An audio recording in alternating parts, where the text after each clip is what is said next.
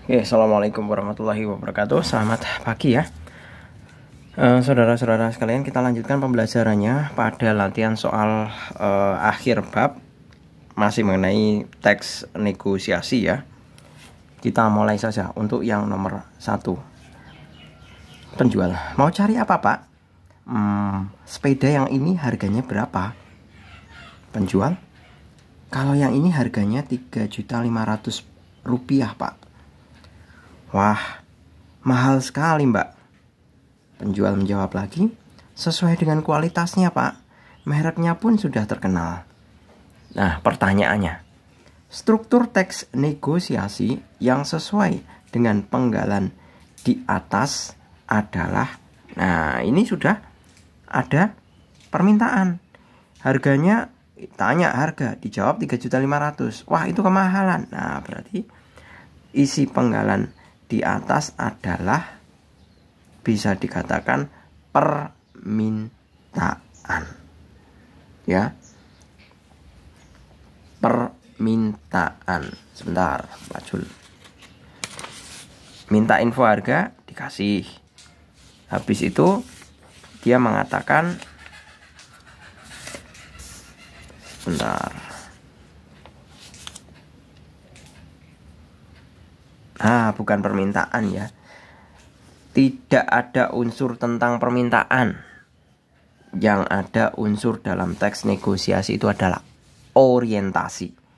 Jadi pengenalan. Dia tanya harga 3.500.000, kemudian dijawab, wah itu mahal sekali. Nah, itu bisa dikatakan sebagai orientasi.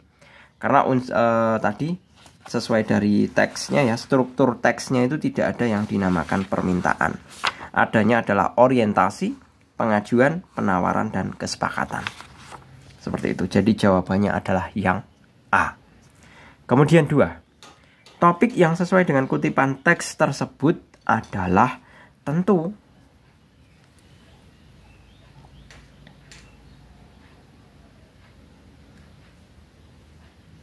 ada orang mau membeli sepeda. Berarti yang lebih tepat adalah jual beli sepeda baru. Ya.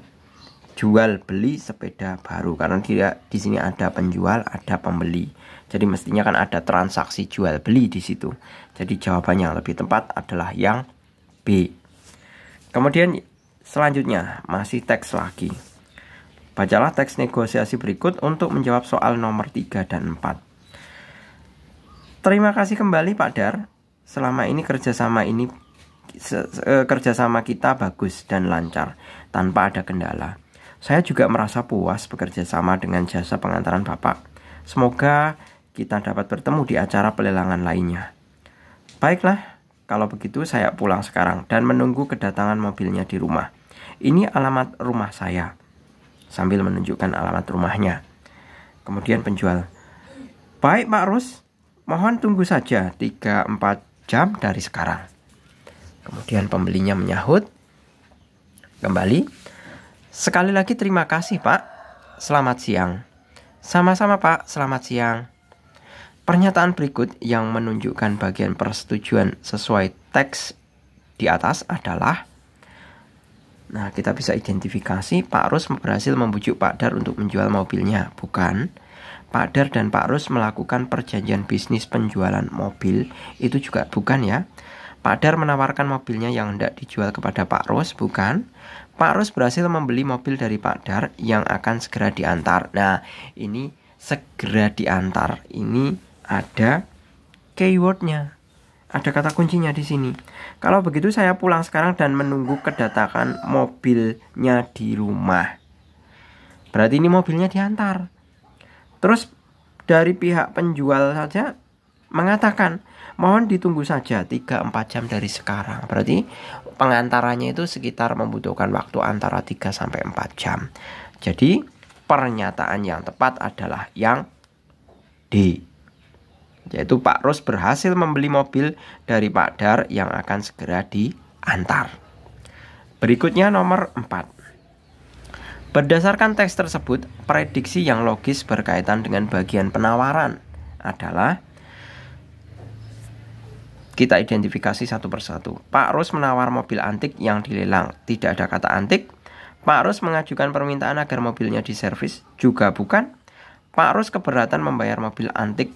Bukan masalah mobil antik, bukan. Kredit juga bukan.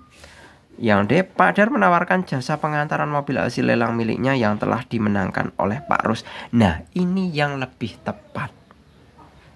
Jasa pengantarannya itu disebutkan ya di dalam teks percakapan. Jadi yang lebih tepat adalah yang D. Berikutnya, soal berikutnya, bacalah penggalan teks negosiasi berikut untuk menjawab nomor 5 dan 7. Karyawan: mohon maaf Bapak, saya akan menyampaikan hal berkaitan dengan pekerjaan saya saat ini. Ya, silahkan. Kemudian karyawan: begini Bapak, beberapa perusahaan besar dan BUMN sudah menghubungi saya. Mereka menawari saya untuk pindah kerja di perusahaannya dengan tawaran gaji yang lebih tinggi. Saya tentu tidak bisa langsung mengiyakannya karena saya harus konsultasi dahulu dengan Bapak. Bagaimanapun, Bapak adalah pimpinan saya di sini. Intinya saya minta kenaikan gaji. Kalau Bapak bisa memenuhi harapan ini, tentu saya akan terus bekerja di perusahaan Bapak. Kemudian direktur menjawab, sebenarnya saya bisa saja menaikkan gajimu, akan tetapi sekarang ini bukan waktu yang tepat. Nah, ini juga wujud proses tawar menawar. Karyawan minta naik, direktur juga bisa menaikkan, tapi tunggu waktunya. Nah, ini sudah mulai nego. Apakah ini nanti kelanjutannya seperti apa? Tapi sayangnya itu belum ada kelanjutannya. Jadi kita mulai jawab aja, analisa jawabannya. Hal yang menyebabkan karyawan melakukan negosiasi adalah beberapa perusahaan besar dan BUMN sudah menghubungi saya. Ini dinyatakan dalam teks, karyawannya ngomongnya gitu. Jadi kita bisa menjawab mendapat penawaran kerja di perusahaan lain. Itu dinyatakan langsung sama si karyawan. Seperti itu. Perusahaan tidak dapat menaikkan gaji, bukan ya. Gaji di perusahaan lain lebih besar, tidak disebutkan dalam teks. Pindah kerja di perusahaan lain, tidak. Perusahaan sedang pilot, juga tidak. Yang lebih tepat adalah yang A. Lanjut ke yang nomor 6. Kekurangan teks negosiasi tersebut adalah bahasa yang digunakan tidak formal meskipun di lingkungan kerja ini formal semua. Struktur teks tidak lengkap karena belum mencapai kesepakatan. Itu benar ya. Karena memang belum terjadi kesepakatan. Di sini deal-dealnya belum ada ini. Apakah karyawan disetujui kenaikan kerjanya? Apakah direktur ini menyetujui kenaikannya, menyanggupi kenaikan gaji? Nah, itu belum diketahui dari teks ini. Jadi kekurangan teks negosiasi ini jelas pada struktur tidak lengkap karena belum mencapai kesepakatan. Seperti itu. Kemudian lanjut nomor 7. Ragam bahasa yang digunakan dalam teks tersebut adalah ini jelas ragam baku tanpa interjeksi. Ya. Apa yang dimaksud dengan interjeksi? Interjeksi itu adalah kata-kata yang biasa digunakan dalam, nah seperti ini, wah, ah, aduh, nah ini adalah contoh-contoh interjeksi. Jadi karena dibacaan di teksnya ini tadi tidak ada interjeksi, berarti kita bisa menyimpulkan bahwa teks tersebut adalah baku tanpa interjeksi. Berikutnya, bacalah ilustrasi berikut untuk menjawab nomor 8 dan 10.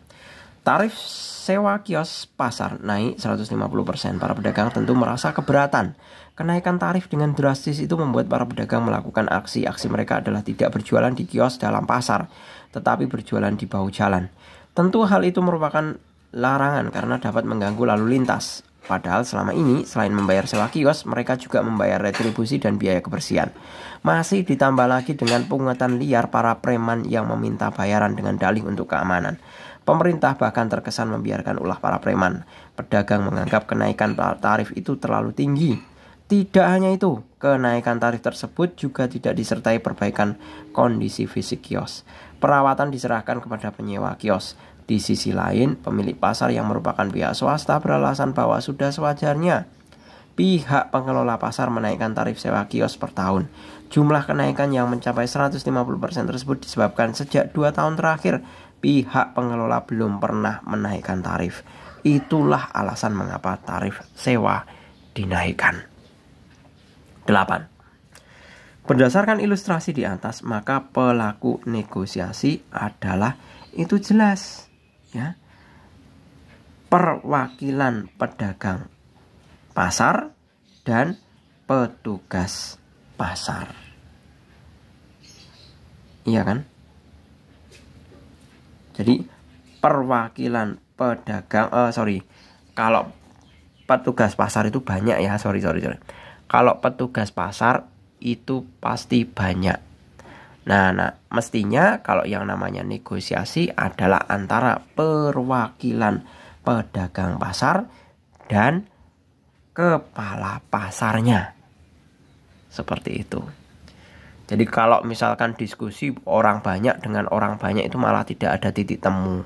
Tapi kalau ada beberapa orang dengan satu orang pihak yang berwenang, itu tentunya akan terjadi kesepakatan. Satu pihak orangnya itu siapa? Satu pihak orang yang yang sebagai kepalanya itu adalah kepala pasarnya. Seperti itu. Jadi yang lebih tepat adalah yang C. Berikutnya, tujuan yang ingin dicapai para pedagang jika melakukan negosiasi adalah tujuan yang ingin dicapai para pedagang jika melakukan negosiasi adalah A. Melaporkan pihak pengelola pasar kepada pihak berwenang, bukan. Menaikkan tarif sewa kios di pasar disertai perbaikan yang memadai, itu juga bukan. C. Membuat pihak pengelola pasar mengurungkan rencana kenaikan tarif kiosnya, tidak. Menurunkan tarif sewa kios di pasar atau kenaikan tarif disertai perbaikan kios. Nah, yang lebih tepat adalah yang D. Sebabnya apa? Di sini ada kata kuncinya. Tidak hanya itu, kenaikan tarif tersebut juga tidak disertai perbaikan kondisi fisik kios.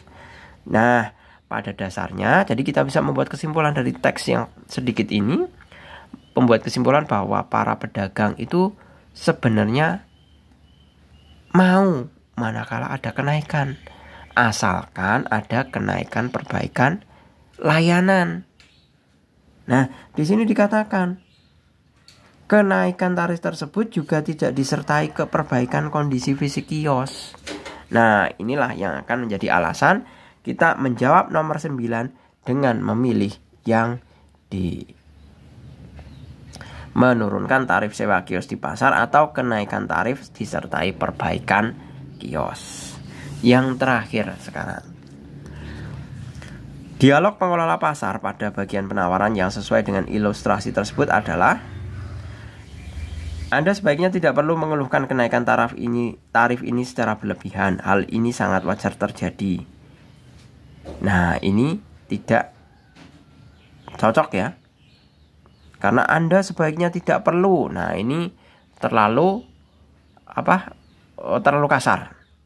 Jadi kalau yang namanya negosiasi itu mestinya memakai bahasa yang baik-baik agar sama-sama lunak. Jangan sama-sama keras. Kalau sama-sama keras, ini nanti tidak akan terjadi titik temu. Jadi A itu bukan jawaban. Kami ingin Bapak sebagai perwakilan pengelola pasar menurunkan tarif sewa kios. Janganlah Bapak memberatkan kami sebagai pedagang. Kami sudah membayar berlipat-lipat. Ini juga bukan jawaban. C. Kami akan melakukan renovasi pasar secara keseluruhan. Ini juga bukan. Ini langsung menyerah langsung ini kepala pasarnya ini kalau jawab seperti ini. Coba yang D. Baik, kami terima tuntutan Anda. Kami akan tetap menaikkan tarif sewa kios, tarif sewa, tetapi hanya 75% tanpa perbaikan kios, serta biaya kebersihan tetap menjadi tanggungan setiap pedagang. Nah, ini masing-masing ada titik temu ini. Kalau yang D ini ada kenaikan sedikit, tidak 100% naiknya, tapi juga perbaikan kiosnya tidak diberikan. Seperti itu. Jadi ada kenaikan. Jadi si kepala pasar mendapatkan kenaikan sedikit, ya, walaupun tanpa pengorbanan untuk perbaikan fasilitas fisiknya. Nah, sedangkan si pedagang pasar pedagang pasarnya juga merasa masih mampu membayar kiosnya, karena kenaikannya tidak 100%. Walau ada kekurangannya, walau tidak ada perbaikan. Jadi naik sedikit, pedagang mampu walaupun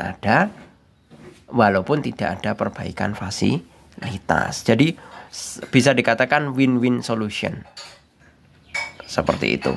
Jadi dari pihak kepala pasar mendapat kenaikan tarif, dari pihak pedagang pasar masih mampu membayar. Seperti itu. Walau masih ada kekurangan, yaitu tidak ada perbaikan. Jadi jawaban yang lebih tepat adalah yang D ya. Coba kita evaluasi untuk yang E. Kenaikan tarif kios ini bukan tidak beralasan. Kami justru menginginkan para pedagang nyaman berdagang dengan melakukan renovasi pasar secara keseluruhan. Ini kalau renovasi pasar itu bukan solusi ya. Nanti biasanya biayanya malah jadi bengkak. Jadi kalau ini yang renovasi itu tidak mungkin. Soalnya nanti akan semakin bengkak. Seperti itu. Gitu ya. Jadi nomor yang 10 yang lebih tepat adalah yang D. Oke, saya rasa cukup. Semoga bermanfaat dan bisa menjadi wawasan bagi kalian dalam memahami teks negosiasi. Silakan kalau misalkan kalian punya pendapat berbeda, bisa diutarakan di dalam kolom komentar disertai dengan alasannya. Karena perspektif dalam mengerjakan bahasa itu pasti masing-masing pribadi itu berbeda. Jadi kalau kalian menjumpai perbedaan jawaban, misalkan dari Pak Jul atau dari gurumu atau bahkan dari dirimu sendiri, itu adalah suatu hal yang wajar. Seperti itu. Saya rasa cukup. Terima kasih. Selamat pagi. Assalamualaikum warahmatullahi wabarakatuh.